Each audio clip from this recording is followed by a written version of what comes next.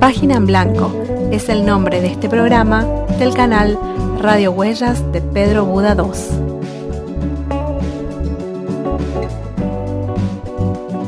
Mi nombre es Walter Rotel. Este episodio va durante el sábado 12 de septiembre de 2020 desde Montevideo, Uruguay. El canal Radio Huellas de Pedro Buda II está en iVoox. Hoy tenemos un episodio especial. Nuevamente contamos con la presencia del escritor, docente e investigador formoseño Rodrigo Nicolás Villalba Rojas. Gran parte del episodio se lo dedicaremos al espacio charlando con el autor que está frente a la página en blanco. Sin embargo, iniciamos este 21º encuentro con esta alba página escuchando el poema Página en Blanco de la poetisa uruguaya Adriana Giselle.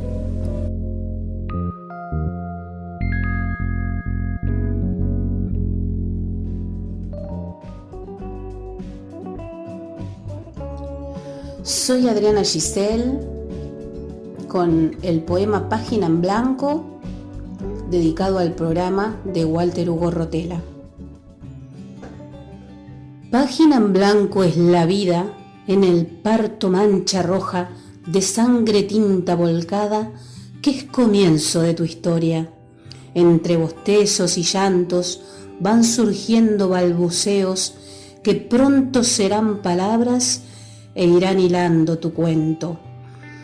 Página en blanco que invita a poblarla de aventuras y transitar recorridos de alegrías y amarguras. No todo es color de rosa, hadas, duendes y princesas. La vida es cuento real, ogros y brujas horrendas. Página en blanco que invita a recorrer los paisajes que tú mismo has de pintar si es que tienes el coraje. Elegirás transitar por algún bosque encantado o soñar tu propio sueño sin que seas despertado. Página en blanco que escribes con el ardor de tus venas, desahogando tus fracasos, tus pasiones y tus penas. Así es que el tiempo transcurre y tu sangre se aligera. El lienzo de tu piel marchita, tu historia agoniza impresa.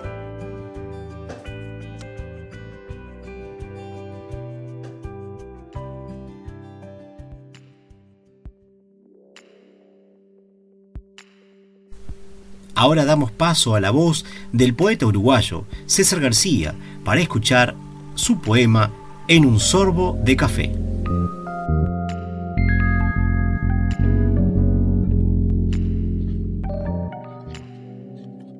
En un sorbo de café. Yo me bebí tu presencia en un sorbo de café, en unos segundos antes que naciera el día después. Yo saboreé tu ternura en una noche extendida en que dolores de heridas quedarían para después. Y bebí tu piel desnuda en un sorbo de café. Un recipiente de almohadas y sábanas envolventes te metieron en mi mente siempre antes del día después. Y me bebí tu pasión en un sorbo de café.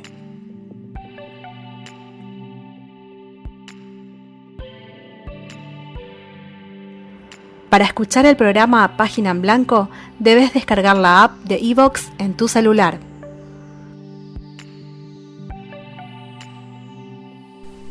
Ahora sí, estimada audiencia, nos sumergimos de lleno en la segunda parte del programa en esta edición especial de Página en Blanco.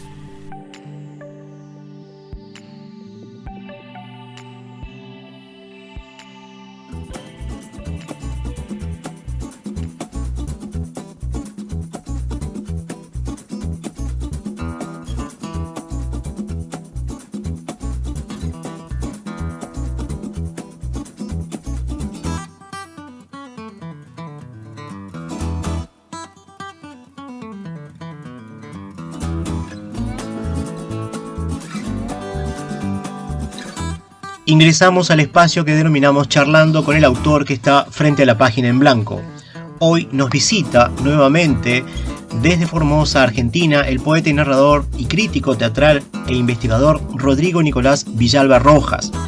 En un episodio anterior pudimos comentar un poco sobre su actividad y estuvimos hablando sobre su actividad literaria, y vamos a tratar en próximos episodios de contar un poco sobre su actividad en la parte de investigación.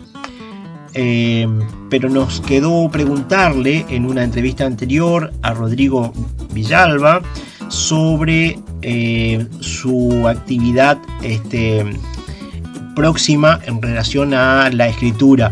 Buenas noches, Rodrigo. Buenas noches, Hugo. Walter, ¿cómo estás? Está bien, muy bien. Un placer. Volver.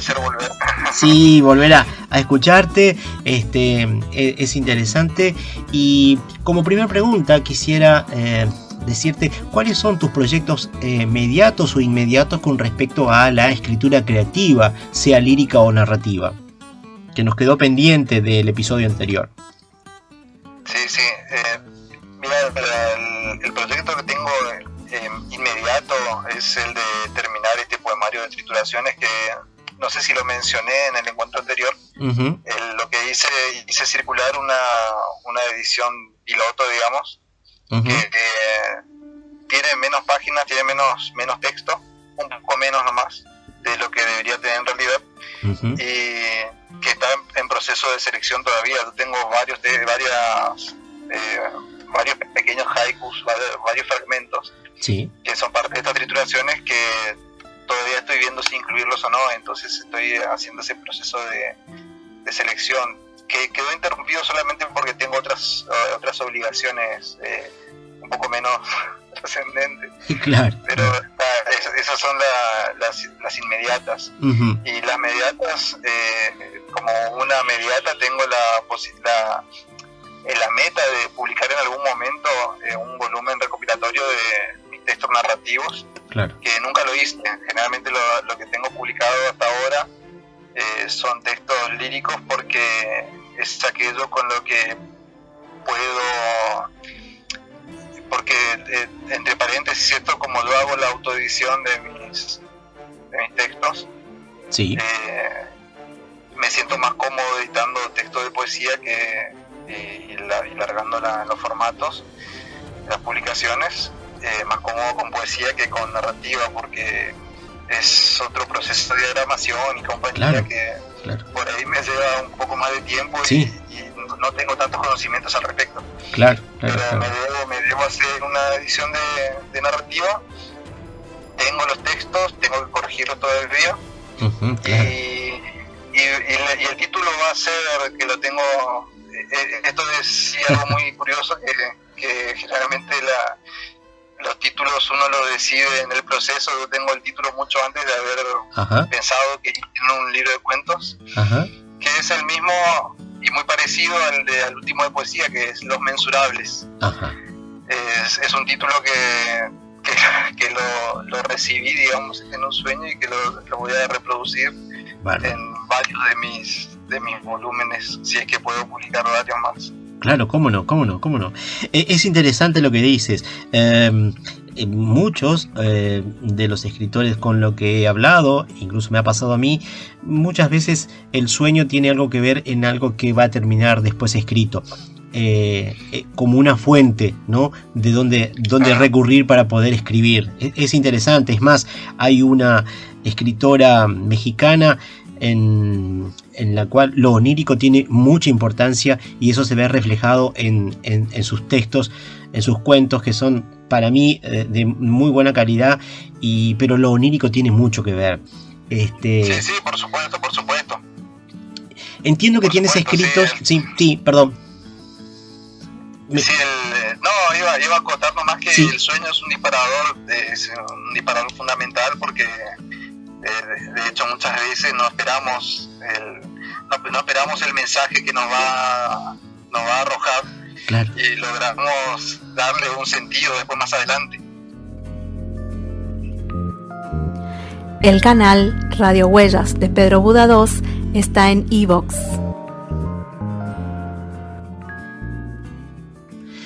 entiendo que tienes escritos que son el ¿Me escucha? producto de trabajos de investigación sobre el teatro, el arte sobre tablas, ese lugar para contemplar.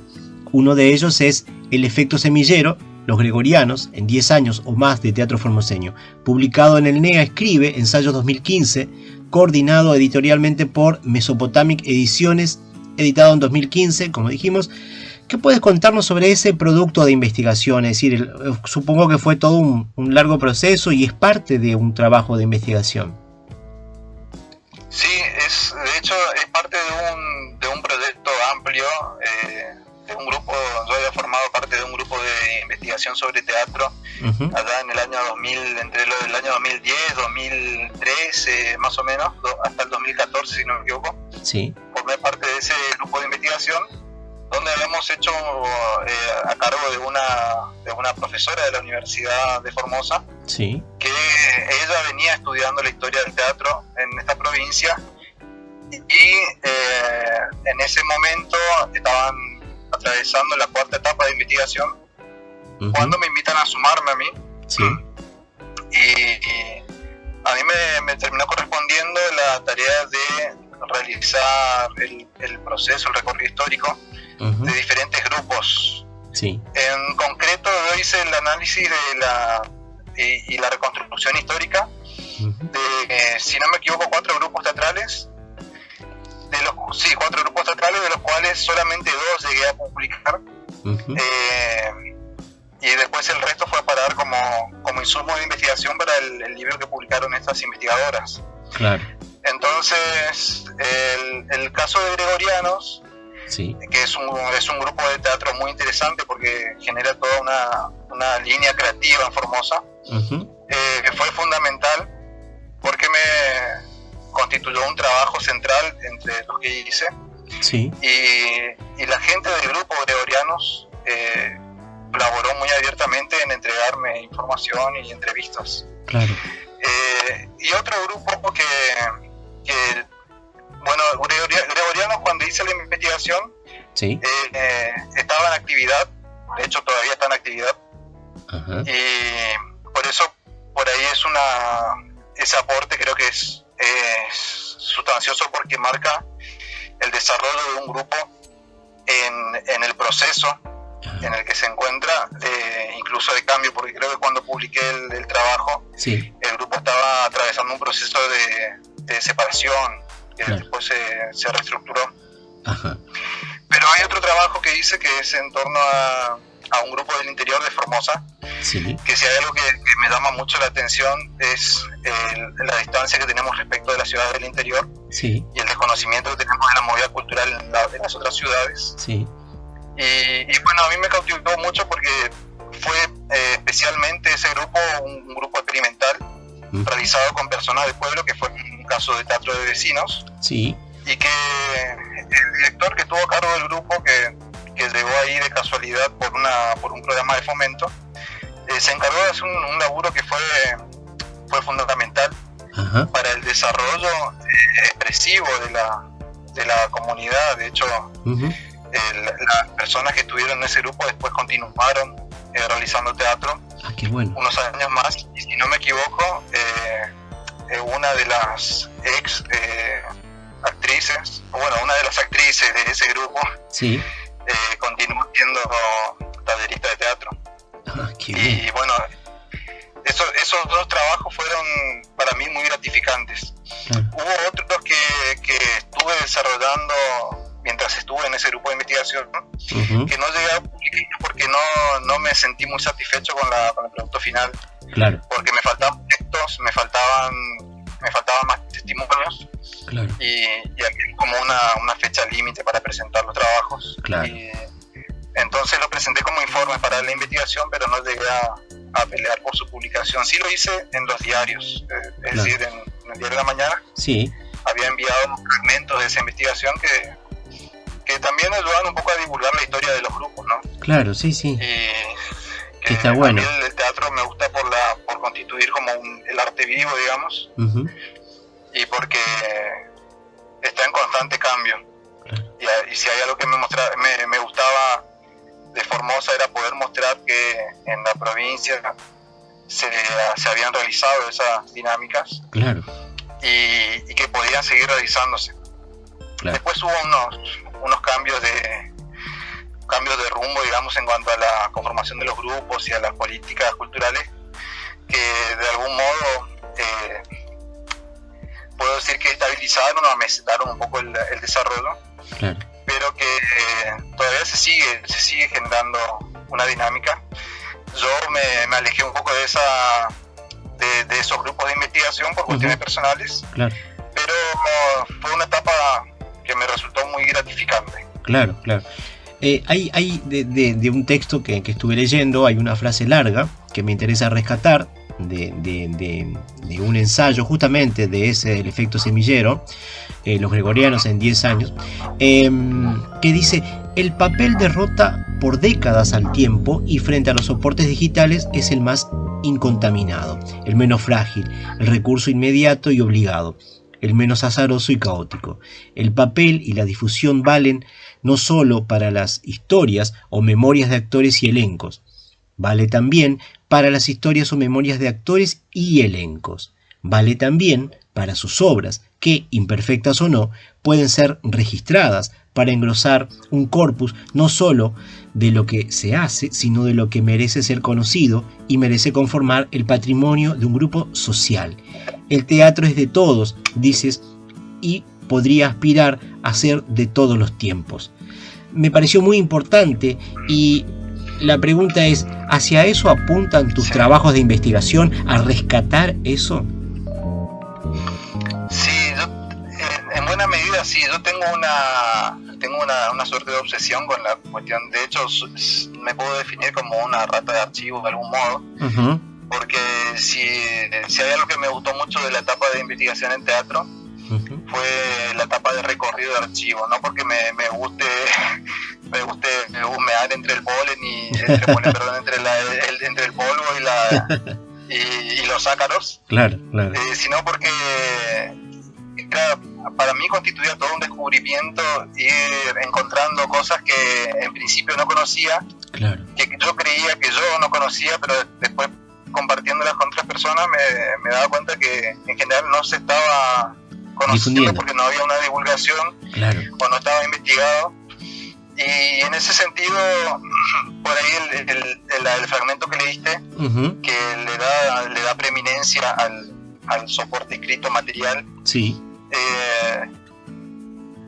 por ahí sigo creyendo que es así, porque de hecho ahora las investigaciones que hago, que son en torno a la poesía paraguaya, uh-huh, de principios del siglo XX, se lo deben todo al soporte material. Claro. Y es decir, sigo con las cuestiones de archivo, claro, y sigo convencido de que el papel derrota largamente, claro, a las fallas que puede tener la informática. Si bien ahora la mejor manera de circulación que tenemos, el mejor soporte de circulación absolutamente es, sí, el de las redes sociales, el formato electrónico. Claro. Lo que no provee el soporte de circulación, uh-huh, es esa forma definitiva que sí provee el papel. Claro. De hecho, no tendríamos hemerotecas, sí, digitales, uh-huh, si no hubiésemos tenido antes las hemerotecas físicas. Tal cual. Entonces, por ahí lo que digo es una perogrullada, pero hay... Se mantiene. No sé si me entendés. Sí, se mantiene y es el soporte por excelencia, digamos, ¿no? En el ensayo nos cuentas sobre el tipo de teatro que realiza el grupo Los Gregorianos y sobre lo que el teatro en sí suele buscar.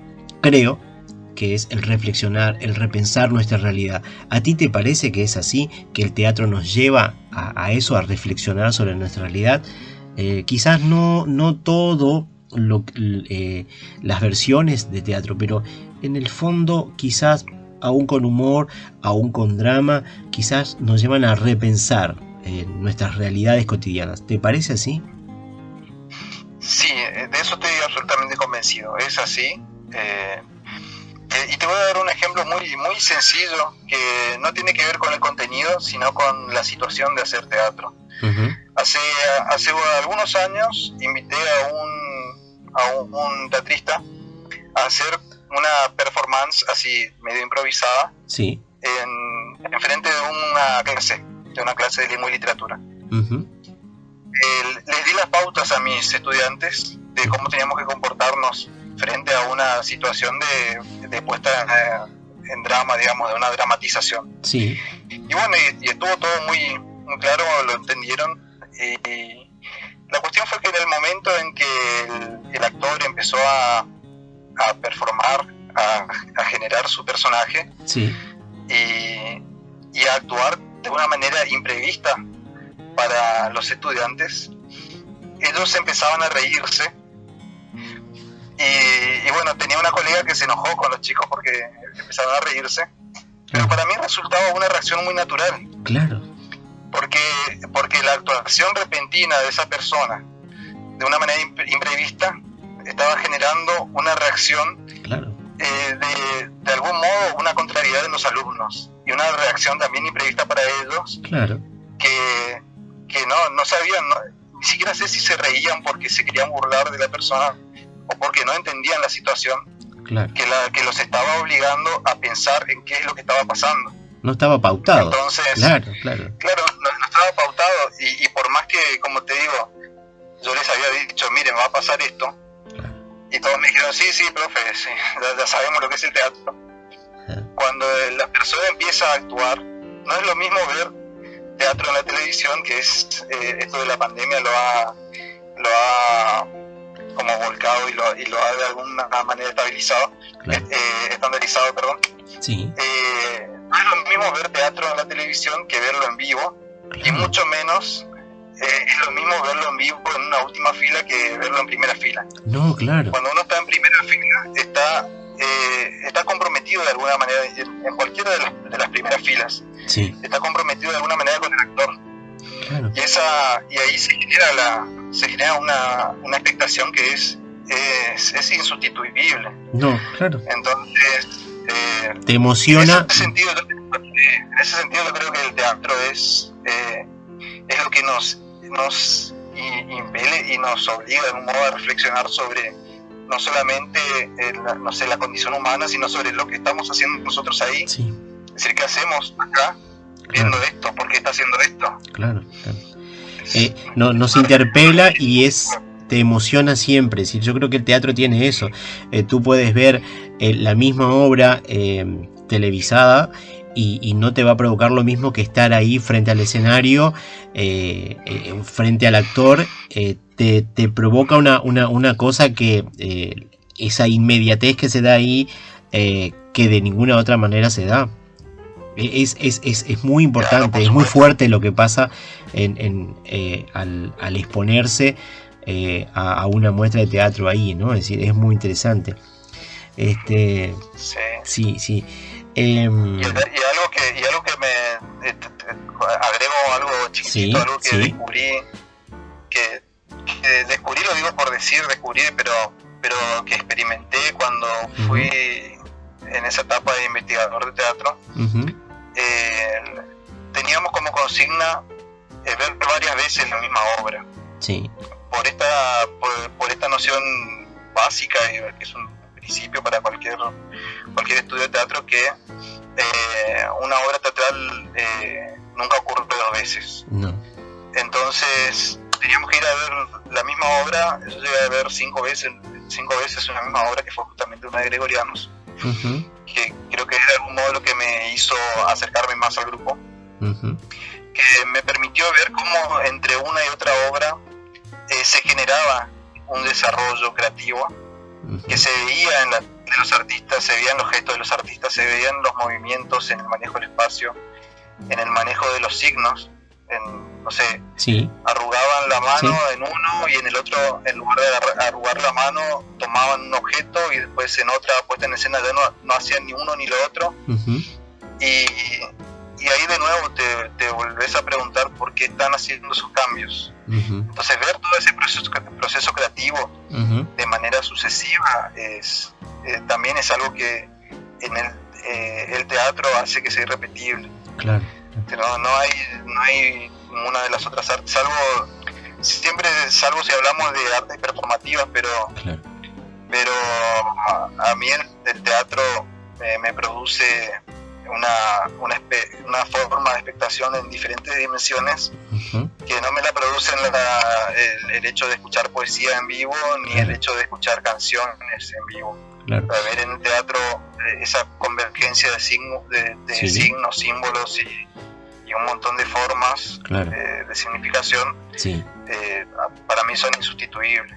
Y hay una suerte de modificación de ese mensaje en definitiva, es decir, el actor está, como tú decís, haciendo un trabajo y está tratando de llevar su mensaje, pero también le pone su impronta y entonces ahí hay una modificación, hay un...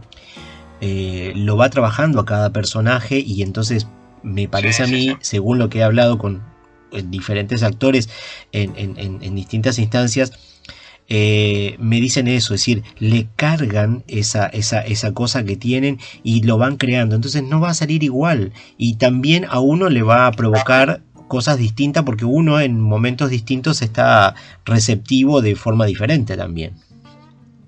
Claro, es así. Uh-huh. Depende del ánimo en que vas a ver la obra, depende de cómo estás. Sí, hay un montón de cosas que coinciden en ese exacto momento. Claro. Sí. Hay, más allá de mostrar la evolución del grupo y del teatro en Formosa, una muestra de determinado tipo de crítica teatral en algunos pasajes en esa obra de la cual estamos hablando, en ese trabajo de investigación, y una búsqueda de lo que debe ser una crítica de teatro. Me pareció a mí que hay una búsqueda de eso, ¿no? De mejorar la calidad de la crítica de teatro. Puede ser que en ese trabajo se apuntó un poco a eso en distintos fragmentos de cuando se habló, por ejemplo, de crítica que hicieron gente de Salta o Jujuy, y que hay una búsqueda entonces de mejorar la calidad. Sí. Yo no sé si mejorar la calidad de la crítica, uh-huh, pero sí de apostar siempre o mejor dicho, de redoblar siempre la apuesta por una crítica diferente. Entonces, tratar de ver cuáles son las diferentes formas posibles de realizar una crítica, ya sea de teatro, de cultura o de en general. Claro. Yo siempre, y de hecho, con lo que estoy haciendo ahora con Poesía Paraguaya, uh-huh, siempre me pregunto de qué manera puedo realizar un abordaje crítico, cómo puedo ver críticamente esta obra, uh-huh, y que esa mirada crítica valga la pena, que es decir, que ilumine de algún modo, que no sea una cuestión de solamente calificar a la obra, claro, sino que me sirva a mí como crítica para pensar lo que estoy escribiendo y que sirva a aquellos que van a leerme. Uh-huh. Y si es que el interesado, es decir, si es que los teatristas leen mi crítica, que uh-huh, les sirva también a ellos para pensar de alguna manera lo que la gente está viendo en sus textos, en sus obras. Por ahí mi ánimo no es en ese sentido realizar una crítica que levante el pulgar o que lo baje, uh-huh, sino que constantemente se piense sobre sí misma. Claro. Creo que es necesario apuntar a esa forma de crítica. Claro. Y bueno, y también muchas veces cuando me encuentro con mis textos de crítica, de alguna manera me siento como frustrado porque digo, mira lo que escribí. Pero fueron ejercicios de crítica que los rehago constantemente. Claro. Y por ahí ya no comparto, ya no estoy de acuerdo en ese momento, pero hay varias cosas con las que sí continúo de acuerdo y de las que creo que es necesario sacar provecho y insistir en ellas. Perfecto. Rodrigo, muchas gracias por este segundo encuentro contigo. Es un placer poder encontrarse con un coprovinciano y bueno, poder hacer esta entrevista para Página en Blanco. Así que te voy agradeciendo, te voy despidiendo por hoy y te estoy convocando para un próximo encuentro otra vez en Página en Blanco. Muchas gracias. Sí, al contrario, Walter, muchas gracias a vos, gracias por el espacio y la verdad que es muy gratificante y es todo un placer hablar con un coprovinciano, alguien que conoce acá el territorio. y en estas circunstancias. Claro, claro. Y te agradezco de nuevo la oportunidad.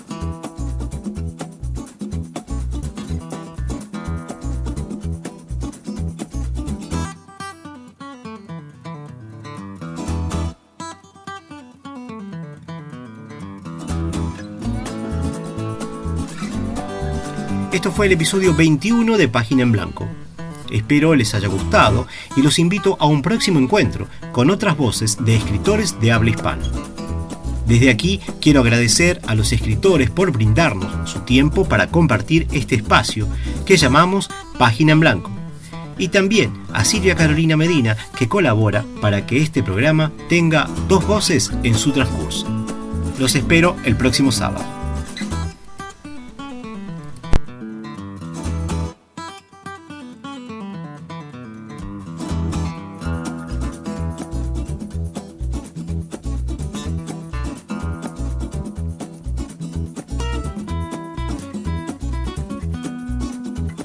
Los temas musicales de cortina y fondo son This is a Jazz Space de Midnight North y Run One Down de Dan Lebowitz. Esto fue Página en Blanco, programa de radio Huellas de Pedro Buda II desde Montevideo, Uruguay.